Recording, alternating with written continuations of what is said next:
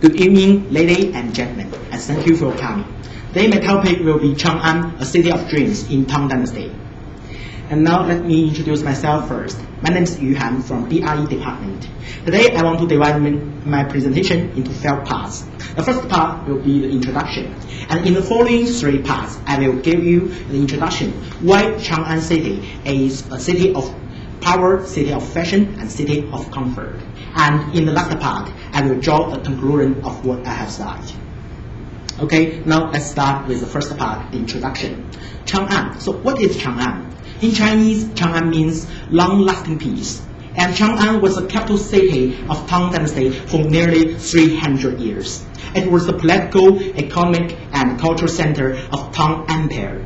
And in Tang Dynasty, Chang'an was one of the most largest cities all over the world. So you may got questions like, why Chang'an was such a great city? Now let's begin to explore it. The first thing I want to show you is that Chang'an was a city of comfort. Now please look at the map of Chang'an. Here we got a big street named after Zhuque Street. So dear guys, please imagine how wide was the Zhuque Street. Okay, I will tell you the answer. Zhuque Street was 150 meters wide. And another thing I want to stress here that in Chang'an City, the narrowest street was 20 meters wide. So just imagine how large the city was. And here we got 2 markets. One is the East Market, and another is West Market. East Market was mainly open for the royal members, and West Market was a major market of Chang'an City. And you could find a lot of hotels, restaurants, shops, and stores in West Market. Apart from the West and East Markets, there are many squares on this map. The squares are called farms. A farm is a living unit of Chang'an residents. And inside farm, you could find a lot of small streets and management office or even central gardens for entertainment activities. Perhaps just from this picture, you couldn't imagine the layout of the whole city. Okay, please look at the picture of the 3-dimensional models of Chang'an City.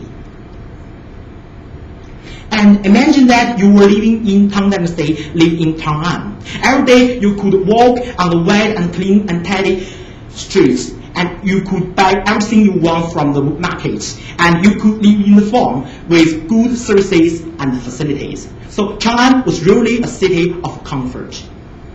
The next thing I want to cover is that Chang'an is a city of fashion. As we all know, Chang'an is the starting point of Silk Road.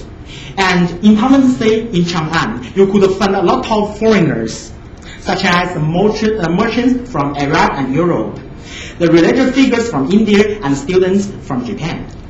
Since there were so many foreigners in Chang'an, the foreign styles such as their foods and clothes were so popular in Chang'an at that time.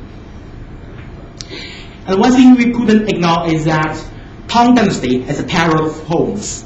Many famous poets such as Li Bai, Du Fu, and Bai Juyi had ever lived in Chang'an for quite a long time. And on the screen we got a poem of Han Yu, describing the beautiful scene of Chang'an in labyrinths. So that we can conclude that Chang'an is a mixture of fashionable things from East and West. And the last thing I want to cover is that Chang'an is the city of power. First, please look at the territory of Tang Dynasty. As we know, Tang Emperor is one of the most powerful countries all over the world in that period. And the ruler of this empire could and wanted to build a city to mark the success of him and his empire. Just look at this data. The area of Chang'an was 84 square kilometers, which was 7 times of Constantinople in the same period, 6 times of Baghdad built 100 years later, and nearly 2 times of Beijing built 1,000 years later. And the population of Chang'an was over 1 million. Chang'an was the first city in history whose population was over 1 million all over the world. So there, my guys, just imagine that you were standing on the stage of this stunning palace, the palace where the ruler of its empire lived in Chang'an, and watching the whole city. Guess what could you see? You could see under your feet there was a city full of wonders, full of treasures, and full of dreams within your views. And that was your city. At last, to sum up, the capital city of Tang Dynasty, Chang'an, was a city of dreams, with full of comfort, power, and fashion. And I do think that Chang'an was not only a city of dreams of Tang Dynasty, but also a city of dreams of the whole world.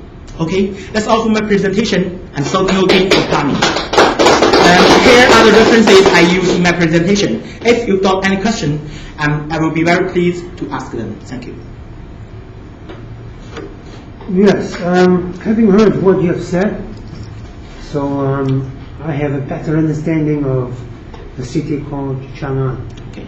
And so given all this glory of Chang'an city, so what do you think the Chinese government should do to continue this glorious history of Chang'an, to make it a place to attract tourists to come, things like that?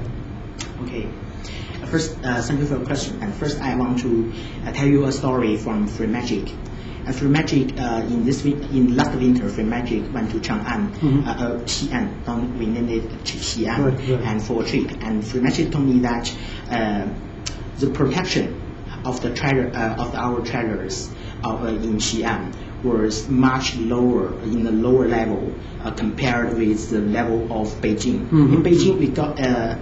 Beijing is a capital city, has been the capital city for not more than 1,000 years, but Chang'an has been a capital city for more than 3,000 years. Right. So that the government should pay more money to the government of the